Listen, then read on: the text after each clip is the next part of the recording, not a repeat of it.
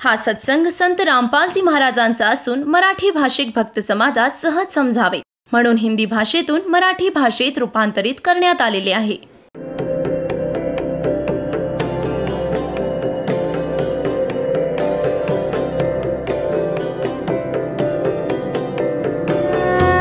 और ज्ञान सब ज्ञान डी कबीर ज्ञान सो ज्ञान और जैसे घोड़ा तोब कायम करता चले मैदान. जगद्गुरु तत्वदर्शी संत रामपालजी महाराजांचे अमृत वचन सर्व पवित्र धर्मांच्या व पवित्र शास्त्रांच्या आधारावर. ह्या भक्ती आणि ह्या कमाईचा हे तर निष्फळ जाऊच नाही शकत. तर म्हणून तुम्ही ह्याच्यात एक विशेष रुची ठेवा. आता बघा, हेच शिवपुराण. ह्याच्यात आहे एक विद्वेश्वर संहिता. थोडीशी आज झलक देईन तुम्हाला, जास्त वेळ नाही घेणार. एक वेळ ब्रह्मा आणि विष्णूंची लढाई झाली, भांडण, युद्ध. ब्रह्मा म्हणत होता मी तुझा बाप, विष्णू म्हणाला मी तुझा बाप. ह्याच गोष्टीवरून यांच्यात युद्ध झालं. ही मोठी कहाणी आहे. तर ह्या काळाने विचार केला की हे लढून मरतील. ह्यांच्यामध्ये एक लिंग उभं केलं, सफेद तेजोमय पिलर खूप मोठा उभा. हे युद्ध विसरले, आपसातील त्यांचा शेंडा बुडका शोधू लागले. मोठी गोष्ट आहे. परत हा आला आपला पुत्र सदाशिवाचं रूप धारण करून. त्याने प्रतिज्ञा केलेली आहे की माझ्या खऱ्या रूपात कधी कोणासमोर येणार नाही. तर हा कोणाला विष्णू रूपात दर्शन देतो, कोणाला शिवरूपात, तर कोणाला ब्रह्मा रूपात. तर तिथे तो शिवरूप धारण करून आला. आता बघा, विद्वेश्वर संहिता आणि हे आहे संक्षिप्त शिवपुराण, 24वं पान.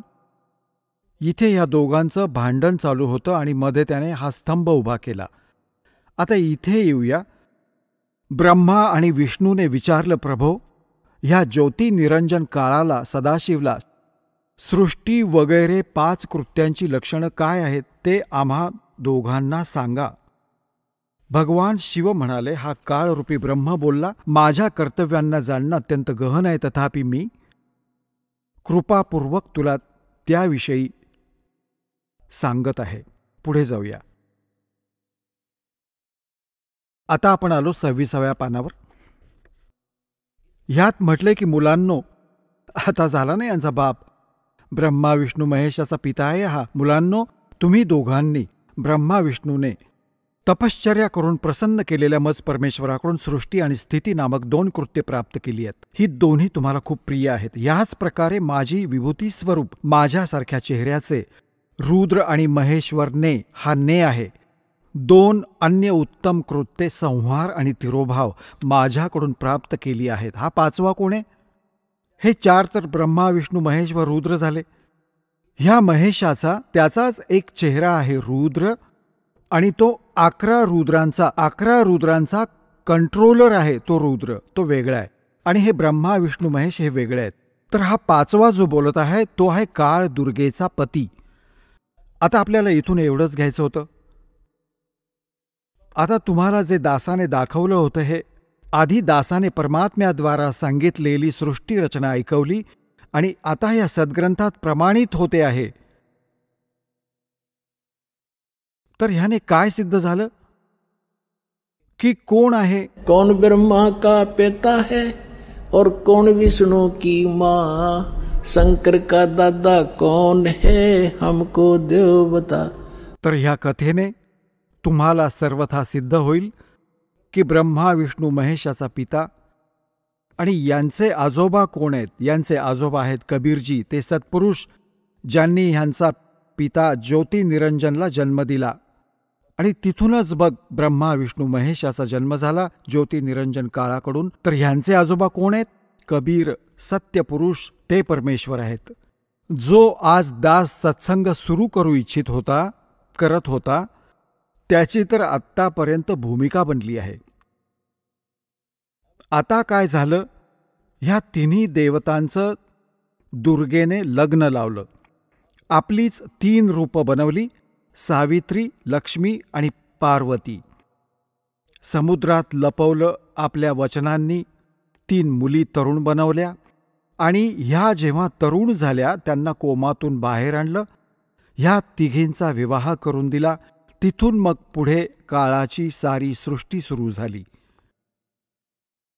आता दास जो आज प्रसंग सुरू केला होता, आता तर सुरू होईल माझं काम जे सांगू इच्छित होतो.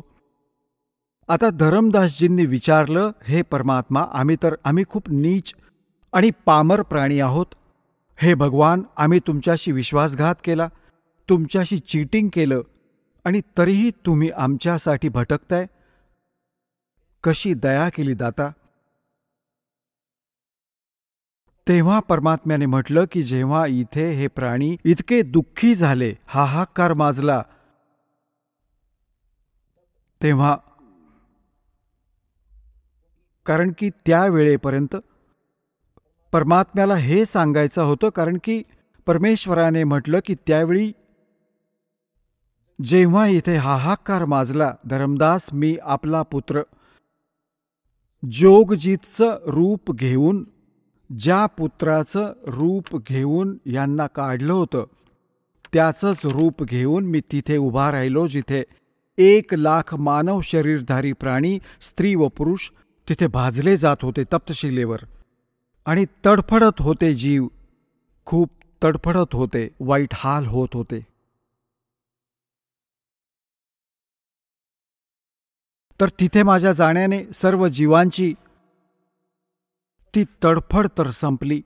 ती तबकडी, ती तप्तशिला तर अशीच्या अशी जळत होती, पण माझ्या कृपेने त्यांना धग लागत नव्हती. सगळे बसून एकतर रडत होते, पण समोर मला बघून म्हणाले की हे भगवान, आम्ही इथे कोणत्या पापाच्या कर्माची फळं भोगतोय, दुःख भोगतोय. कारण की सगळ्यांना हे माहीत आहे की आपल्या करणीची फळं भोगावी लागतात. तेव्हा परमात्मा म्हणाले, बाबांनो, हे जे तप्तशिलेचं दुःख आहे ना, ते इथलं नाही आहे. सतलोकात तुम्ही चुका केल्या, ती शिक्षा आहे. मग सारी सृष्टीरचना सांगितली, तर तिथे तर सगळे दुःखी होते. सगळ्यांना माहीत होतं, ना कोणी मुलगा सोबत होता, ना मुलगी सोबत होती, ना काही संपत्ती सोबत होती, ना कोणी नातेवाईक सोबत होते. एकटेच भाजले जात होते, मार खात होते. तर तिथे सगळ्यांनी स्वीकार केलं जे मालक सांगत होते, आणि म्हणाले, हे भगवान, आम्हाला सोडवा ह्या अन्यायी काळापासून. परमात्मा म्हणाले, असं नाही. आता इथे परमात्म्याने म्हटलं की चोर करूं तो मेरा वचन नसाई, जब तुम जाए धरो जग नर देहा, तब तुम करना मम सत सबद स्नेहा. जेव्हा तुम्ही संसारात जाल, मानव शरीर प्राप्त होईल, तेव्हा माझा कोणी दास ह्या सत्य ज्ञानाला, सत्य नामाला ऐकवत असेल, सांगत असेल, तेव्हा त्याला शरण जा, तेव्हा तुम्हाला मोक्ष मिळेल, नाहीतर नाही होऊ शकत.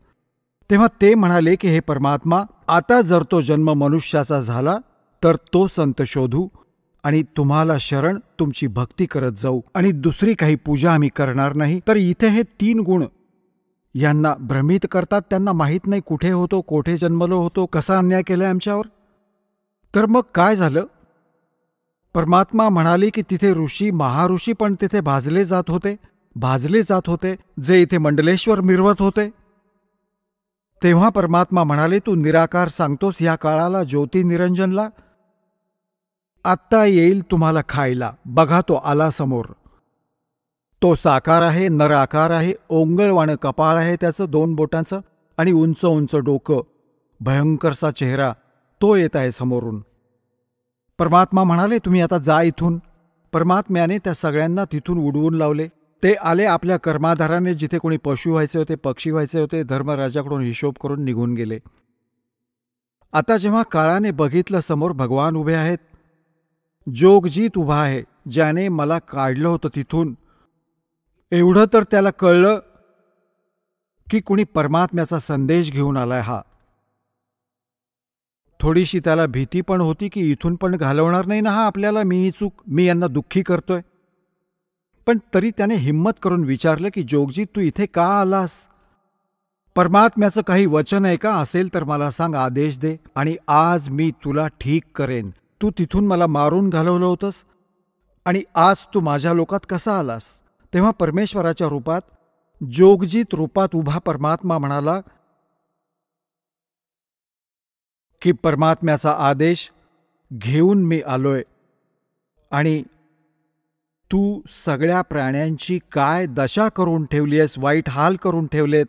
कोणाला गाढव बनवलंय, कोणाला कुत्रा, कोणाचा पाय कापला, कोणाला कॅन्सर झाला, कोणाचा मुलगा मेला, कोणाची मुलगी विधवा, असा अत्याचार.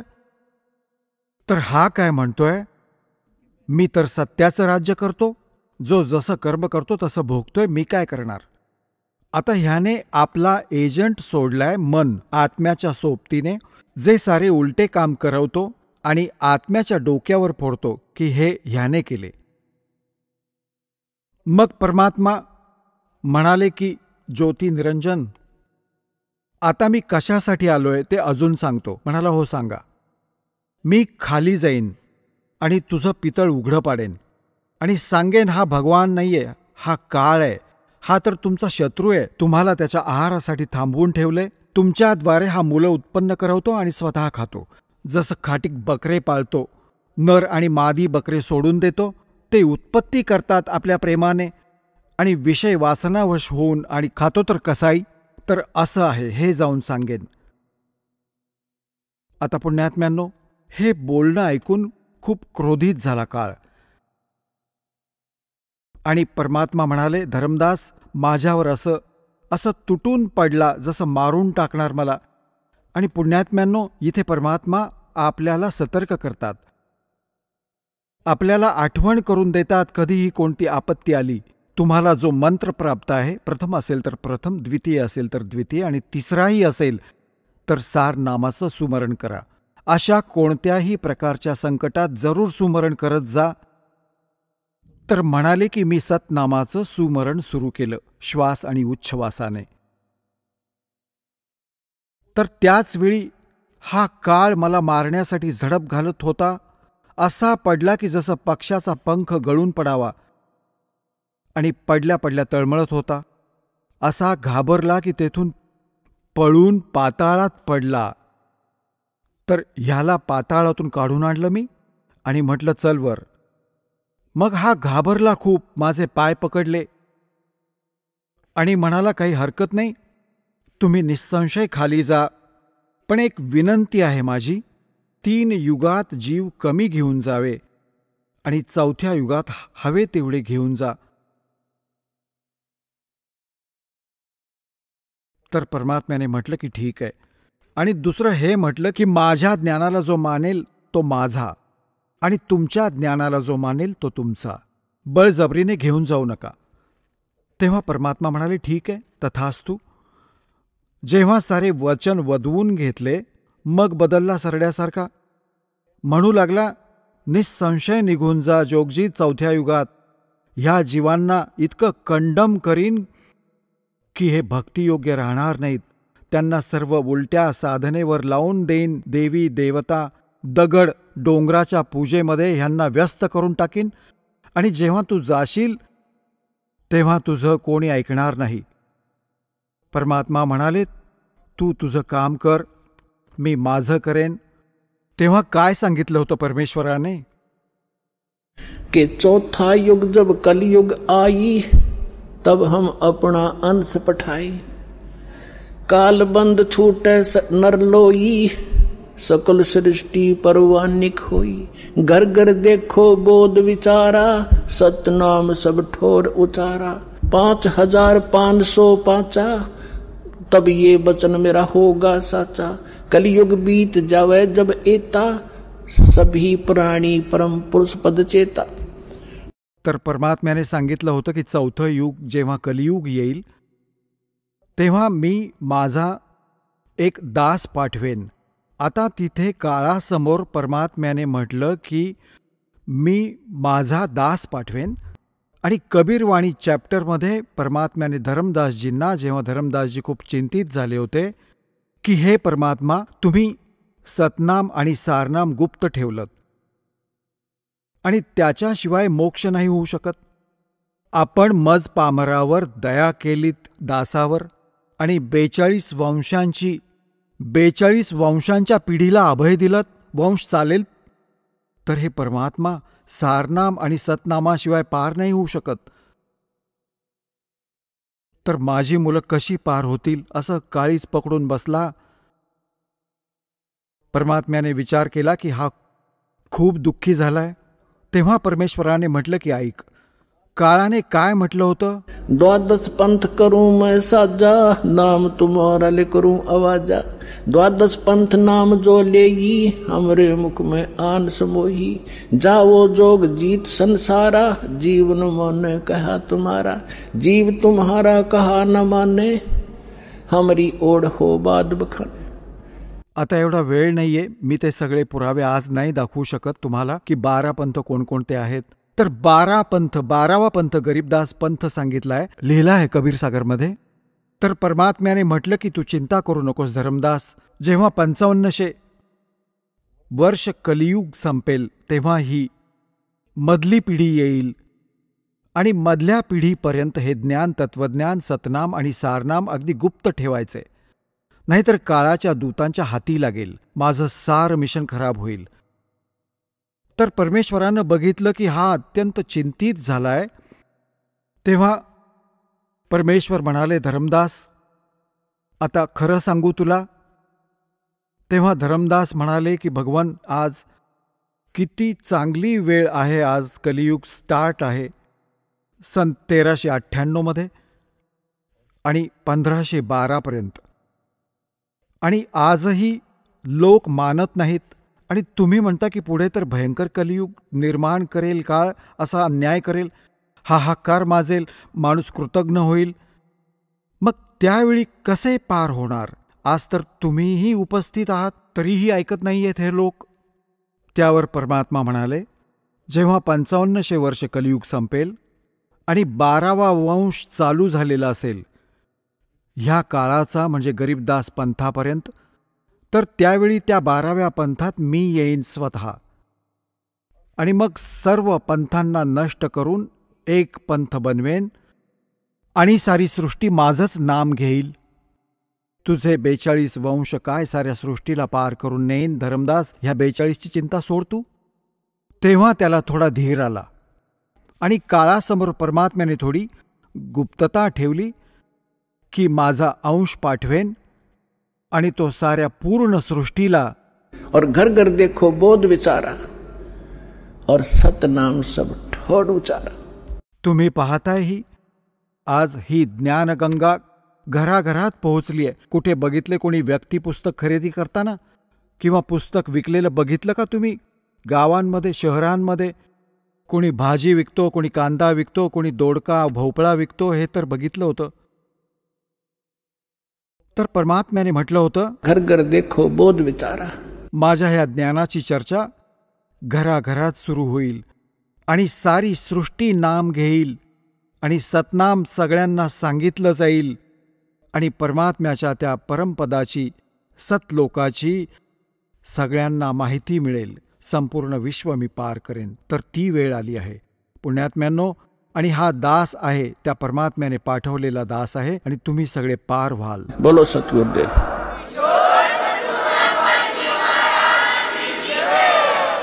चला आता आपण त्या श्रद्धाळूंचे अनुभव जाणून घेऊया ज्यांनी जगद्गुरु तत्वदर्शी संत रामपालजी महाराजांकडून नामदीक्षा प्राप्त केलेली आहे, तसेच त्यांच्याद्वारे सांगितलेल्या भक्ती मार्गावर चालत आहेत. नमस्कार सर.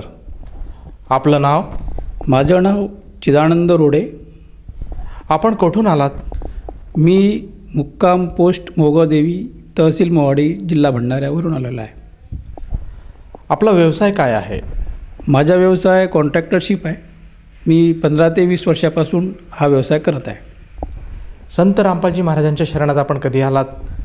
संत रामपालजी महाराजांच्या शरणात मी 22 जून 2013ला आलो आहे. संत रामपालजी महाराजांची गुरुदीक्षा घेण्या अगोदर आपण व आपला परिवार कोणती भक्ती साधना करत होतात? संत रामपालजी महाराजांच्या शरणात येण्याआधी आम्ही जी काही परंपरागत जी पूजा असते महाराष्ट्रामध्ये, जी पण काही पूजा असते ती पूजा आम्ही करत होतो. आणि खास करून आम्ही देवीचे उपासक होतो. जे आमचे आईवडील ज्यांना गुरु केलं होतं ते शक्ती उपासक आहेत. त्यांनी शक्तीची आराधना जे बी काही सांगितले आहे त्या हिशोबाने आम्ही करत होतो.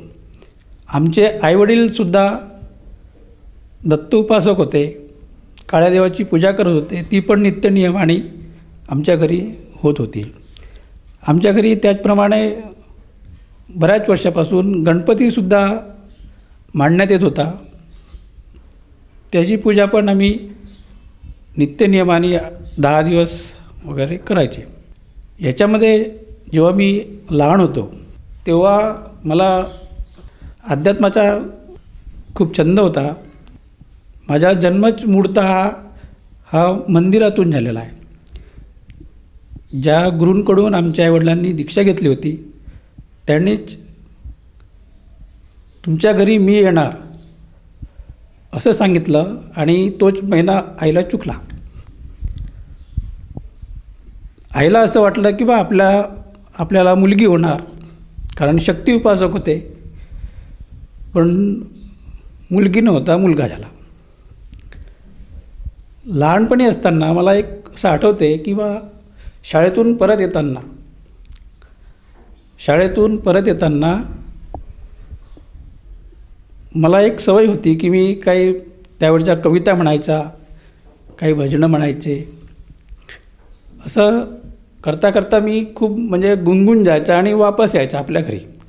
तेव्हा वापस येताना मला माझ्यासोबत एक साप डोलत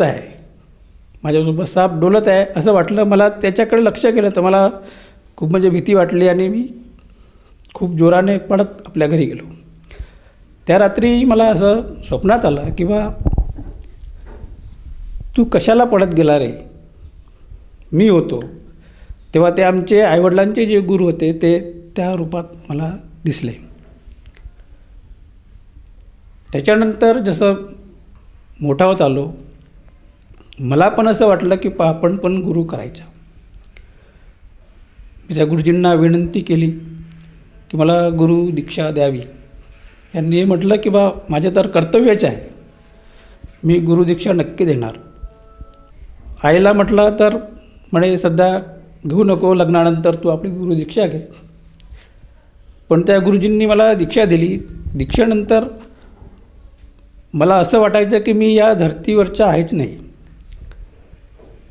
मी कुठून तरी आलो आहे. पण मी कोण आहे, मी इथे कशाला आलो, असे प्रश्न मला पडायला लागले आणि तेव्हापासून मी या प्रश्नाच्या शोधात होतो.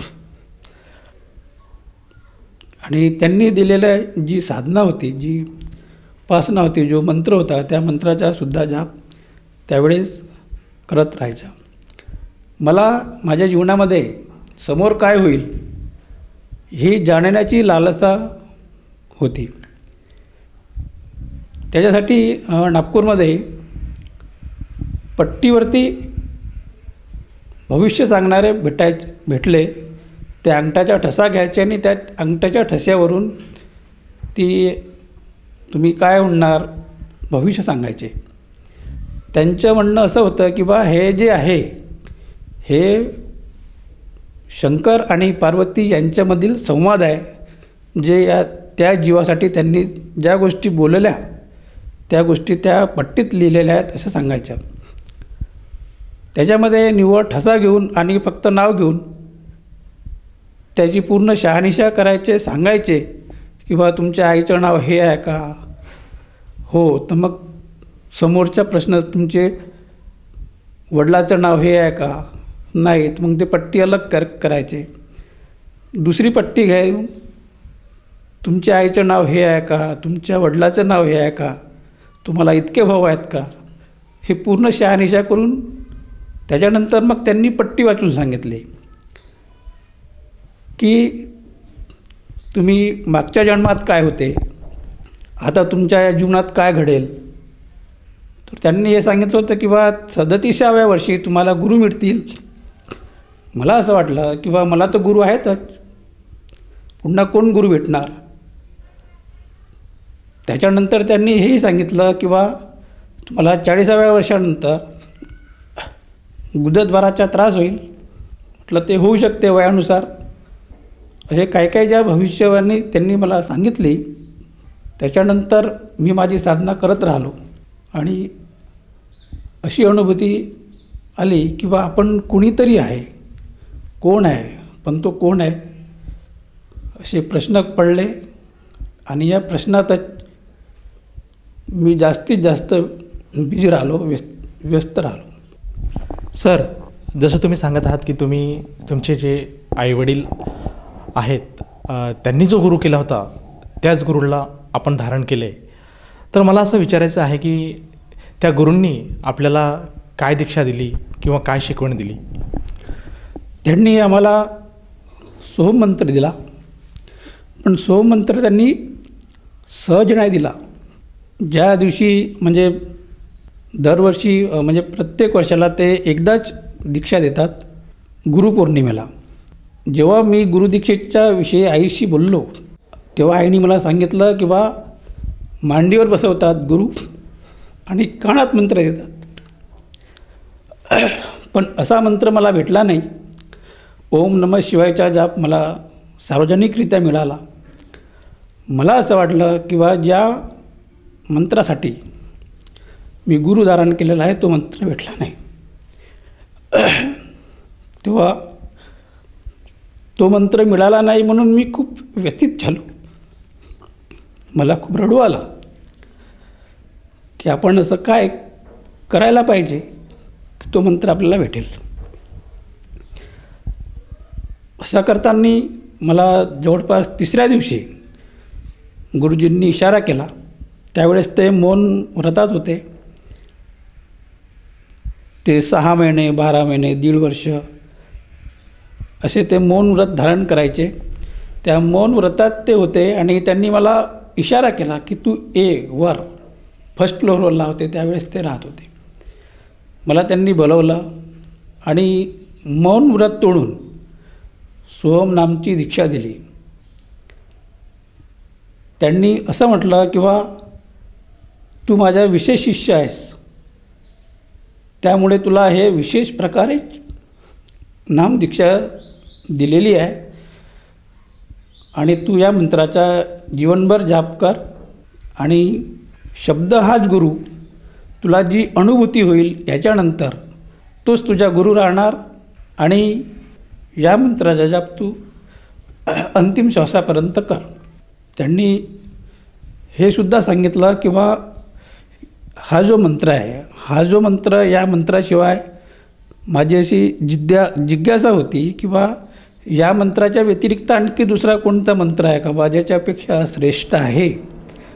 त्यांनी म्हटलं की बा या मंत्रापेक्षा दुसरा कोणता मंत्र श्रेष्ठ नाही, तुला श्रेष्ठातील श्रेष्ठ मंत्र तुला प्रदान केला. याच्यानंतर तू हे अंतिम श्वासापर्यंत या मंत्राचा जाप कर. त्याच्यानंतर आमची सोहम नामाची साधना सुरू झाली आणि असा मंत्र त्यांनी आम्हाला ही दीक्षा दिली. सर, जसं तुम्ही सांगत आहात की जेव्हा तुम्ही जे आपले पूर्वीचे गुरु होते त्यांच्याकडनं नामदीक्षा घेतली, त्या नामदीक्षेसाठी आपण हट्ट धरला आणि एखाद्या लहान मुलासारखे आपण रडायला लागले, तेव्हा तुम्ही तुमच्या गुरुजींनी तुमच्यावर कृपा केली आणि तुम्हाला सोहम नामक हा एक मंत्र दिला. या मंत्राने, या मंत्रजापाने आपल्याला काही अनुभूती मिळाली का? या मंत्रजापाने सकाळी जेव्हा उठायच्या तेव्हा असं वाटायचं की मी इथे कुठे आलो आहे आणि इथे मी काय करून आलो आहे, मी कुठेतरी कुठला तरी आहे, मी इथे कशाला आलो, हे माझं नाही, हे विश्व माझं नाही. अशा प्रकारच्या अनुभूत्या दासला आल्या. याच गुरुकृपेमुळे जे पट्टी जे मी सांगितलं आहे की पट्टीवरून जे भविष्य सांगायचे, त्या पट्टीच्या भविष्यावरून त्यांनी हे मला सांगितलं की तुम्ही आधी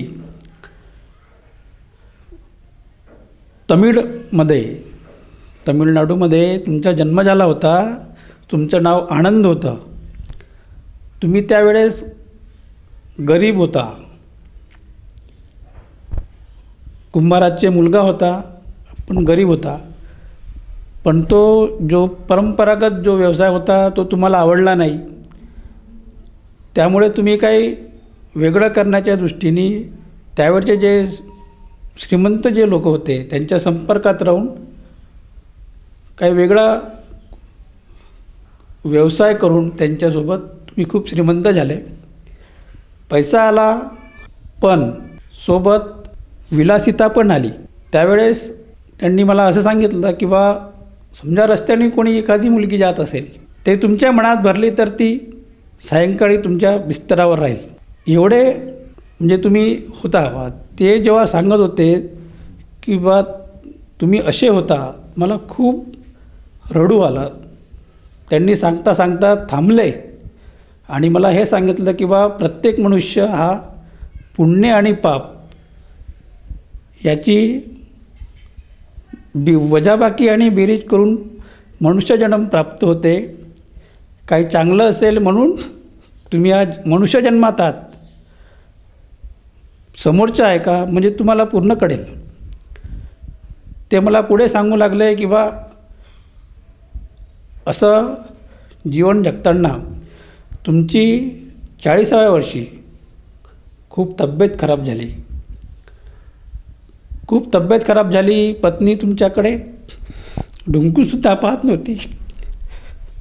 मुलं पण सुद्धा तुमच्याकडे येत नव्हते. त्या दरम्यान मी असा काही त्यांनी सांगितल्याप्रमाणे असं काही करत होतो की बा कोणाची समजा लीजवर जमीन घेतली तर ती लीजची जमीन कधी वापस करायची नाही. असंच करताना एका लीजच्या जमिनीवर मंदिर होतं. त्या मंदिराचा कब्जा मी स्वतःकडे करून घेतला. त्यातले जे बी कोणी पंडे होते ते त्यांना सगळ्यांना हाकलून दिला आणि तो कब्जा मी स्वतः घेतला. तब्येत खराब झाली, कोणी पत्नी म्हणा मुलं म्हणा आपल्या जवळ येत नव्हते. अशा वेळेस एक गुरु आले.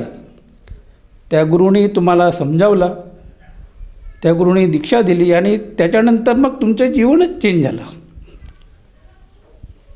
तुमचं जीवनच चेंज झालं. त्याच्यानंतर तुम्ही भंडारे करू लागले. ज्या मुलींचे जीवन उद्ध्वस्त केले त्यांचे लग्नसुद्धा तुम्ही लावून दिले आणि त्याच्यानंतर तुमचे हे जीवन अध्यात्ममय झालं. त्याचं कारण किंवा त्याचा परिणाम हा झाला की तुम्हाला या जन्मामध्ये आध्यात्मिक आईवडील मिळाले आणि आध्यात्मिक वातावरण मिळालं. हे जेव्हा मला माहिती झालं की मी कोण होतो आणि माझ्यामध्ये कसं परिवर्तन झालं, मला खूप आश्चर्य वाटलं आणि दुःखही झालं की बा मी असा होतो. मी वाल्याच्या वाल्मिकी झालो अध्यात्मामुळे. पुन्हा अशा अनुभूत्या डायरेक्ट आणि इनडायरेक्ट बऱ्याचशा आल्या की आमचे जे गुरु आहेत हे पूर्ण गुरु आहेत आणि ते आमच्यासाठी जगातील टॉपिस्ट हिरो होते असं आम्हाला वाटायचं. की ऊपर के लोगों से सर, जसं की तुम्ही सांगत आहात की तुम्ही ज्या गुरूंकडनं नामदीक्षा घेतली होती किंवा त्या गुरूंच्या तुम्ही सेवेत होते आणि त्या सेवेपायी आपल्याला बऱ्याचशा अशा अनुभूती मिळत गेल्या आणि पूर्वी आपण काय होतात आणि आपले जीवन कसं होतं, आपण काय कष्ट केले किंवा काय कर्म केले, हे सगळं आपल्याला एका चलचित्रपटासारखे आपल्या समोर दिसल्या गेलं. तर मला असं विचारायचं आहे की तुम्ही जी साधना करत होतात, ज्या गुरूंच्या तुम्ही शरणात होतात आणि त्यांच्याकडनं तुम्ही जी नामदीक्षा घेतली होती, तुमची दिनचर्या, तुमचं सगळं काय व्यवस्थित होतं, असं असताना तुम्हाला संत रामपालजी महाराजांची शरण घ्यावी असं का वाटलं आणि तुम्ही त्यांच्या शरणात कसे गेलात? दासला असं नेहमी वाटायचं दीक्षेनंतर किंवा मी कोण आहे, मी कोण आहे याचं उत्तर मला त्यावेळेस तरी मिळालं नाही. एकदा काय झालं की टी व्हीवर आम्ही सिरियल पाहत होतो. सिरियल पाहता पाहता चॅनल चेंज करता करता दिसले व्यक्ती आणि ते निव्वळ पुस्तक वाचून सांगायचे. तेव्हा दासला असं वाटलं की बा आजकालचे महाराज पोट भरण्यासाठी काय काय युक्त्या नाही करत आणि चॅनल चेंज करून सोडून दिला. काही दिवसानंतर पुन्हा जे आम्ही सिरियल पाहत होतो, विशेषतः सिरियल पाहत होतो, ते सिरियल त्या दिवशी आली नाही आणि सिरियल आली नाही म्हणून पुन्हा चॅनल चेंज केले. तर त्या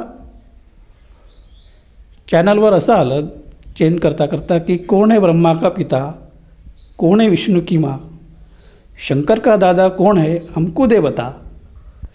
हे जेव्हा मी ऐकलं तेव्हा माझ्या अंगावर असे शहारे आले की असं ज्ञान ब्रह्मा विष्णू महेशचे पण आईवडील आहेत, शंकराचे दादा म्हणजे शंकराचे आजोबासुद्धा आहेत, कोण असा सांगतो आहे. म्हणून पुढे सिरियल पाहायला लागलो आम्ही. तो जो पूर्ण एपिसोड होता तो पूर्ण एपिसोड पाहिला. ते होते संत रामपालजी महाराज. त्याच्यानंतर ज्ञानाविषयी आधी मला खूप लालसा होती. त्या लालसेपायी ते जे सांगत गेले त्या ह्याच्यामध्ये त्या प्रश्नाची तर उत्तर भेटली नाही की कोण ब्रह्माचा वडील आहे, कोण ब्रह्माचे पिता आहेत, विष्णूचे पिता आहेत. त्या एपिसोडमध्ये त्या प्रश्नाचे उत्तर नाही भेटलं. त्याच्यासाठी मी पुन्हा दुसऱ्या दिवशी पाहायला लागलो आणि असं करता करता मी कंटिन्युशनमध्ये जवळपास 1.5 वर्ष हे पाहत सत्संग पाहत मी त्या ज्ञानाशी जुळत गेलो. त्याच्यानंतर मला माझ्या जे काही प्रश्न होते ते प्रश्न सॉल्व झाले की कोण ब्रह्माचा पिता आहे, कोण विष्णूची आई आहे, कोण शंकराचे दादा आहेत आणि विशेषतः म्हणजे मी कोण आहे. संत रामपालजी महाराजांनी जी सृष्टीरचना सांगितली ती सृष्टीरचना ऐकल्यानंतर मला असं वाटलं की मी कोण आहे. ॲक्च्युअल त्या प्रश्नाचे उत्तर मला तिथे मिळालं आणि जवळपास 1.5 वर्षसुद्धा मी हे ज्ञान ऐकत गेलो. पण जी वाटायचं मला किंवा जे माझे पूर्वचे जे गुरु आहेत हेच सर्वश्रेष्ठ आहेत आणि टॉप जगातील हिरो आहेत. या ज्ञानाविषयी हे ज्ञान ऐकताना मी आपल्या पूर्वीच्या गुरूंसोबत चर्चा करायचा की हे त्या महाराजांनी असं सांगितलं, त्या महाराजांनी तसं सांगितलं, वेदात हे आहे सांगतात, गीतेत हे आहे सांगतात. तर ते त्याविषयी चर्चा करायचे पण त्या चर्चेतून समाधान होत नव्हतं.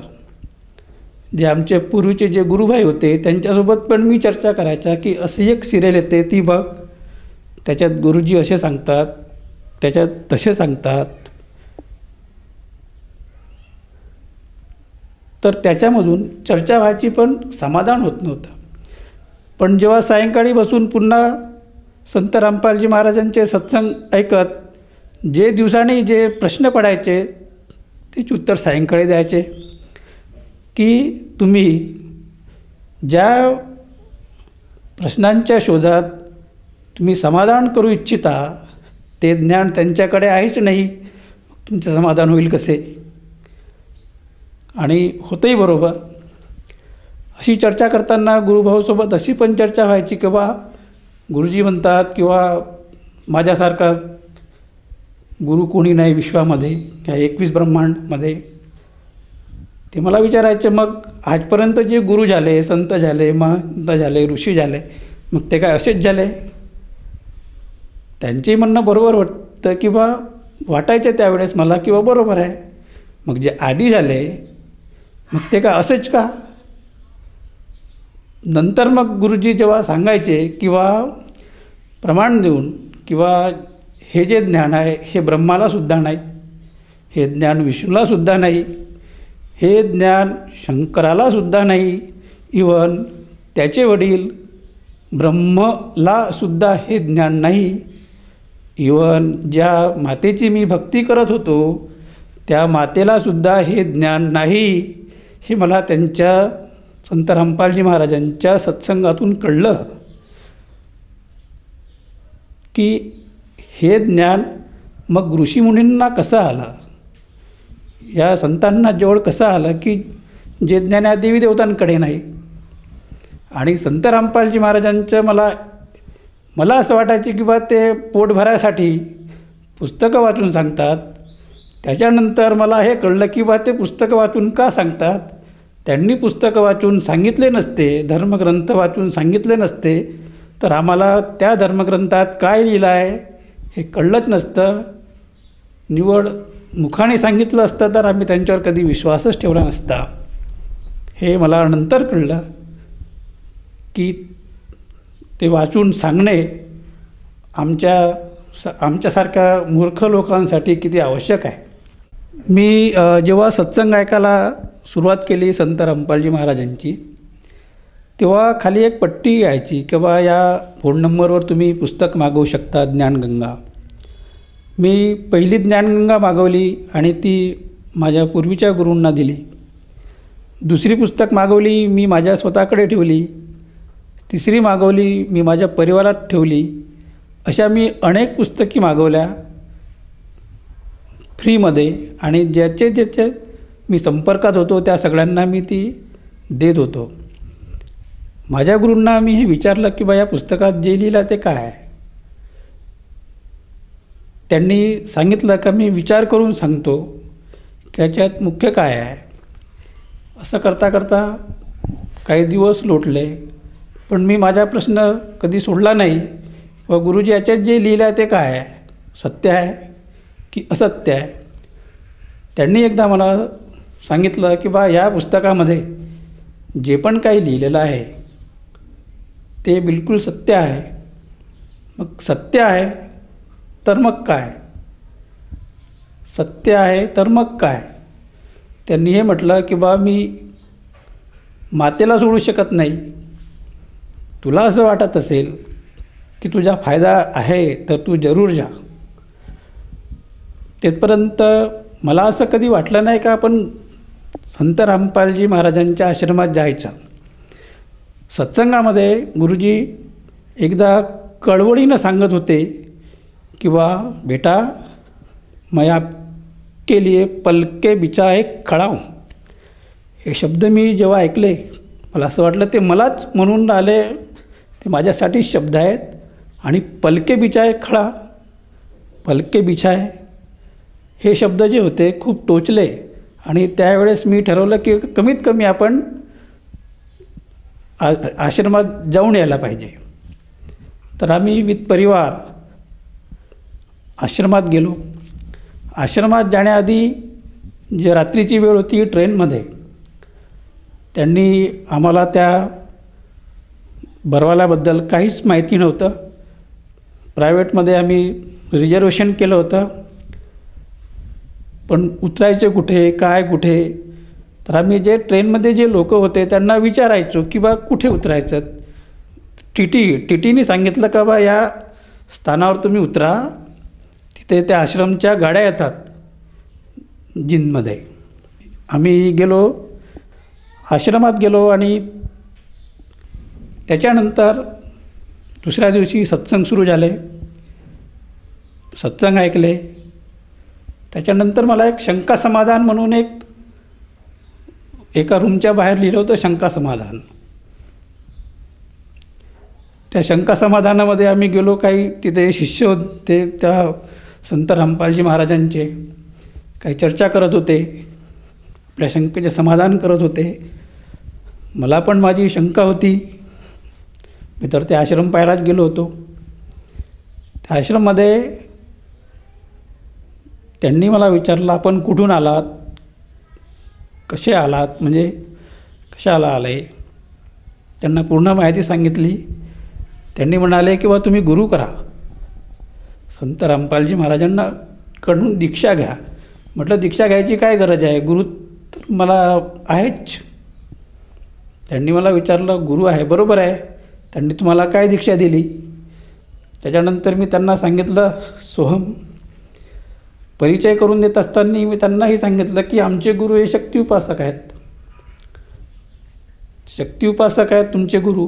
त्यांनी मला म्हटलं शक्ती उपासक आहेत, मग शक्तीचा मंत्र काय. तेव्हा मला असं वाटलं खरंच शक्ती उपासक आहेत, मग शक्तीचा मंत्र काय. मला गरगरा घाम सुटला. कारण की मी तिथे जे गेलो होतो एक अहम म्हणून नाही, पण मी पण काहीतरी आहे, मी पण काहीतरी आहे, माझे गुरु पण काहीतरी आहेत असं वाटायचं. पण जेव्हा शक्तीचा मंत्र विचारला तेव्हा असं वाटलं की आपल्याकडे जे मेन आहे तेच नाही आहे. त्याच्यानंतर मी असं ठरवलं की आपल्याला हा मंत्र माहिती झाला पाहिजे, मग दीक्षा घ्यायला पाहिजे. मी दीक्षा जिथे फॉर्म भरतात तिथे गेलो. दीक्षेचा फॉर्म भरला आणि दीक्षा घेतली संत रामपालजी महाराजांकडून. दीक्षेनंतर त्यांनी जे मंत्र सांगितले ते मंत्र ऐकून मला तर खूप असं वाटलं की मी कुठे भटकत होतो. हे ज्ञान असं आहे. आम्ही चक्रांची नावं ऐकली, देवी देवतांचे ते स्थान आम्हाला माहिती होतं आपल्या शरीरामध्ये कुठे आहेत, पण त्या देवी देवतांचे जे मंत्र आहेत आम्हाला माहितीच नव्हते. आणि या मंत्राशिवाय समोरचा प्रवास अशक्य आहे हे त्याच्यानंतर कळलं, ज्यावेळेस आम्ही संत रामपालजी महाराजांकडून दीक्षा घेतली.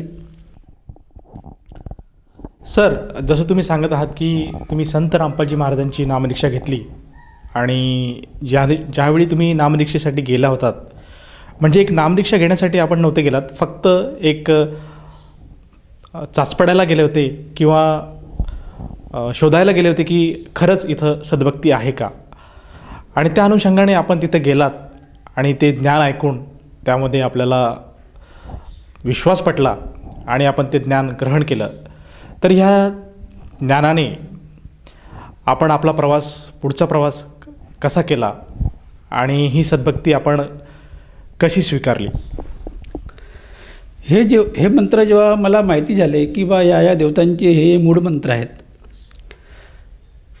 त्याच्यानंतर मग असं वाटलं की बा जे मला ज्ञान पहिल्यांदा मी 1.5 वर्ष जरी ऐकलं पण समजलं नव्हतं. काहीसं समजलं पण काय बरंचसं समजलं नव्हतं. नंतर माझ्या लक्षात आलं. मग पुन्हा या ज्ञानाची आम्ही पुस्तकं घेतली, CD घेतली आश्रममधून, पूर्ण पाहिली, ऐकली. त्याच्यानंतर मग पूर्णरित्या ॲक्च्युअल त्यांनी जी दृष्टी खोलली त्या दृष्टीने हे ज्ञान पूर्णतः लक्षात आलं. त्याच्या आधी पूर्ण जरी आकर्षक होतो पण आपण ही दीक्षा घ्यायला पाहिजे असं आधी नव्हतं वाटलं, पण त्याच्यानंतर दीक्षा घेतल्यानंतर ॲक्च्युअल ज्ञान समजलं की आपले धर्मग्रंथ काय म्हणून राहिले, परमात्मा ॲक्च्युअल कोण आहे, हे जे संत रामपालजी महाराजांनी आपल्या धर्मग्रंथातून प्रत्येक वेद, गीता, बायबल, कुराण शरीफ, गुरुग्रंथ साहेब या संपूर्ण पवित्र धर्मग्रंथांमधून स्पष्ट केलं की परमात्मा कोण आहेत आणि आपल्याला त्याची गरज काय. त्याच्यानंतर कळलं की मी ॲक्च्युअल कोण आहे आणि मी इथे कशाला आलो आणि मला कुठे समोर पुढचा प्रवास म्हणजे काय करायचा आहे हे नंतर कळलं की बा आपण सतलोकातून आलो आणि सतलोकात आपल्याला जायचं आहे.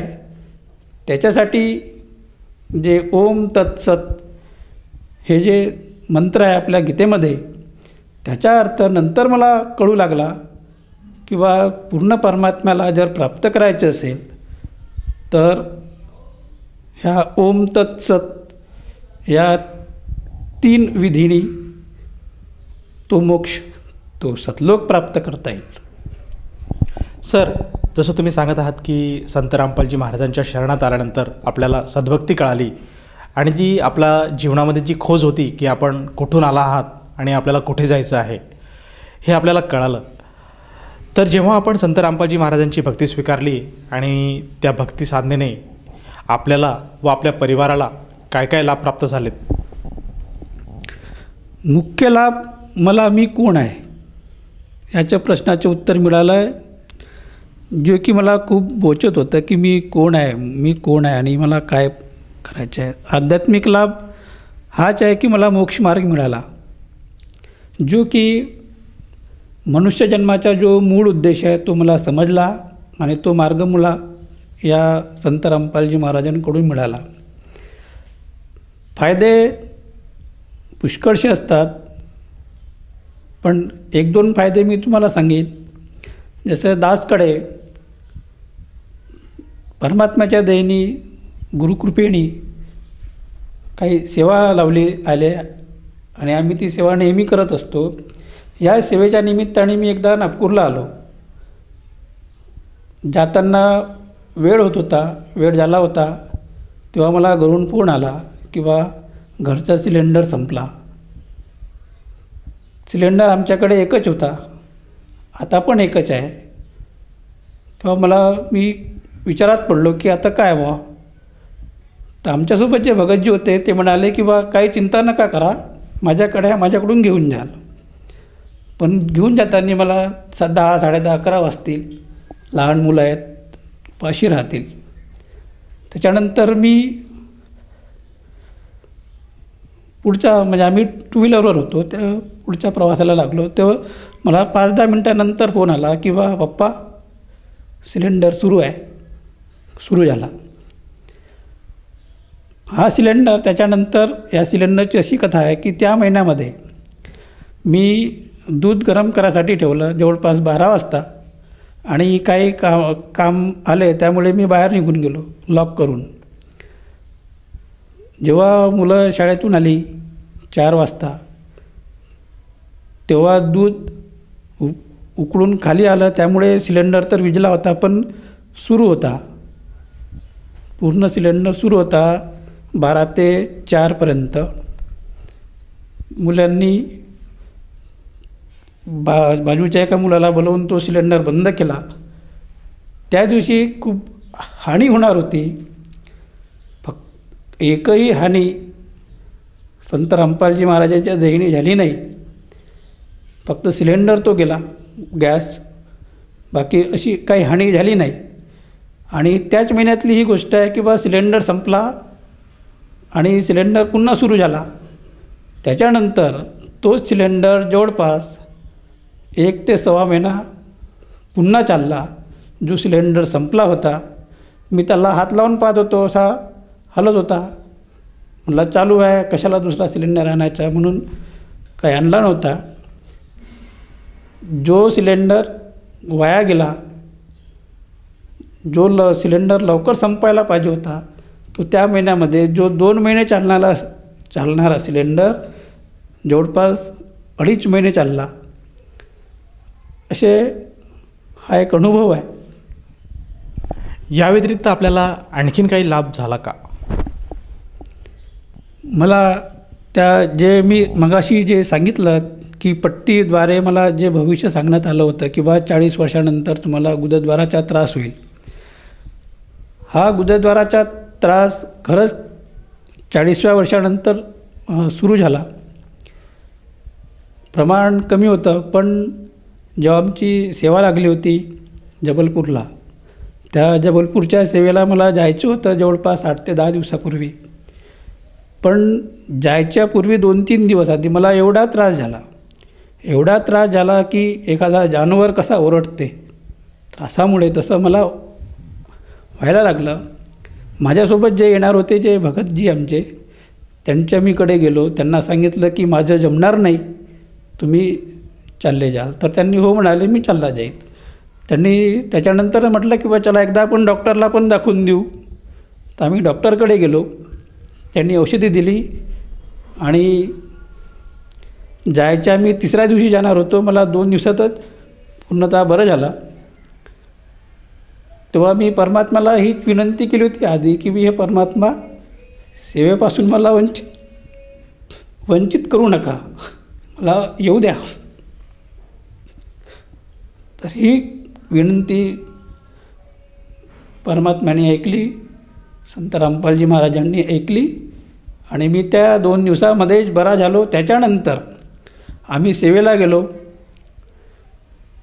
सेवेला पूर्ण सेवा झाली आणि त्याच्यानंतर मी कधीच कुठलीच गोळी किंवा औषधी या मूळव्याधीसाठी घेतलेली नाही. आज परमात्म्याच्या दयेने बरा आहे. सर, जसं तुम्ही सांगत आहात की संत रामपालजी महाराजांच्या सतसाधनेमुळे आपल्याला बरेचसे असे शारीरिक आणि काही चमत्कारसुद्धा अनुभवायला मिळाले. तर या अनुषंगाने आपण जे श्रोतावर्ग आज आपल्याला बघत आहात किंवा जे आपले पूर्वीचे जे गुरुबंधू आहेत, त्यांना आपण काय संदेश देऊ इच्छिता? संदेश तर मी देणार नाही, त्या लायकीचा नाही. संदेश दररोज संत रामपालजी महाराज त्यांच्या सत्संगातून देतात. मी फक्त कळकळीची विनंती करणार, जे आमचे गुरुबंधू आहेत, जे तत्सम आम्ही जरी मी या गुरूंशी जुळलेलो होतो तरी पण गायत्री परिवारामध्ये जे बी काय कार्यक्रम व्हायचे त्या कार्यक्रमाला आम्ही जायचो. जे अन्य जे गुरूंकडे आहे, जसे तुकडोजी महाराजांची कुठे कार्यक्रम व्हायचे त्या कार्यक्रमाला मी जायचो, तिथे सहभाग करायचा. आसाराम बापूंच्या कार्यक्रमात आम्ही जायचो, तिथे सहभाग करायचा. तर या सगळ्यांना अशी विनंती राहील की आपल्या गुरूंनी दिलेला जो मंत्र आहे, या मंत्राच्या विषयी आपल्या धर्मग्रंथात काय लिहिलेलं आहे, या मंत्रामुळे खरंच आपला मोक्ष होईल का, जो की मनुष्य जन्माचा मूळ उद्देश आहे. माझा अनुभव असा आहे की या मंत्रामुळे मोक्ष नाही तर जे गीतेमध्ये जे सांगितलं आहे ओम तत्सत, या मंत्रामुळे आपला खरंच मोक्ष होईल. आणि हे जे आज संपूर्ण धर्तीवर देण्याचा अधिकार संत रामपालजी महाराजांनाच आहे, हे ज्ञान बाकीच्या संतांकडे कुठेही नाही. आज आपण सोहम मंत्राला खूप श्रेष्ठ मंत्र समजतो. माझ्या अनुभवानुसार जे मी 1.5 वर्ष या ज्ञानाचा सखोल अभ्यास केला त्याच्यावरून मी माझा अनुभव सांगतो की केवळ सोहम नामाने आपला मोक्ष होणार नाही, उलट हा अर्धवट मंत्र आहे. या अर्धवट मंत्राने आपला मोक्ष होणार नाही. त्याच्यासाठी संत रामपालजी महाराजांची शरण घ्या. त्याच्या आधी त्यांनी जे ज्ञान सांगितलं ते समजून घ्या आणि आपला पूर्ण मोक्ष करून घ्या आणि मनुष्य जन्माचा जो मूळ उद्देश आहे त्याला प्राप्त करा. सर, जर कोणा साधकाला संत रामपालजी महाराजांची गुरुदीक्षा घ्यावयाची असेल तर तो साधक गुरुदीक्षा कशी घेऊ शकेल? आज संत रामपालजी महाराजांच्या आशीर्वादाने आणि दयेने बरेचशा चॅनल्सवर त्यांचे सत्संग सुरू असतात. त्या सत्संगामध्ये खाली एक पट्टी येते, त्या पट्टीवर आश्रमाचे नंबर्स असतात. त्या नंबर्सवरती फोन करा आणि आजूबाजूच्या जवळच्या जे नामदीक्षा केंद्र आहे त्या नामदीक्षा केंद्राचा नंबर घेऊन तिथे संपर्क साधा. आणि हे ज्ञान समजण्यासाठी ते जे पट्टी येते त्या पट्टीवरती जे नंबर्स येतात त्या नंबर्सकडून संत रामपालजी महाराजांच्या काही पुस्तके आहे, ज्ञानगंगा आहे, जिणे की राह आहे, पुस्तक मागवा, सखोल अभ्यास करा आणि आपला मोक्ष करून घ्या. सर, ही जी संत रामपालजी महाराज आज समाजावर कृपा करत आहात आणि त्यांना नामदीक्षा देत आहेत, परंतु ह्या नामदीक्षेसाठी किती खर्च येतो आणि कुठल्या प्रकारची पावती फाडल्या जाते का? ही नामदीक्षा निःशुल्क आहे, फुकट आहे. उलट ही नामदीक्षा घेतल्यानंतर जे आपल्या साधनेला जे काही साहित्य लागते हे साहित्यसुद्धा मोफत मिळते आणि यातला कुठलीच पावती नाही, कुठलाच खर्च नाही, टोटल फ्री सेवा आहे. धन्यवाद सतसाहेब.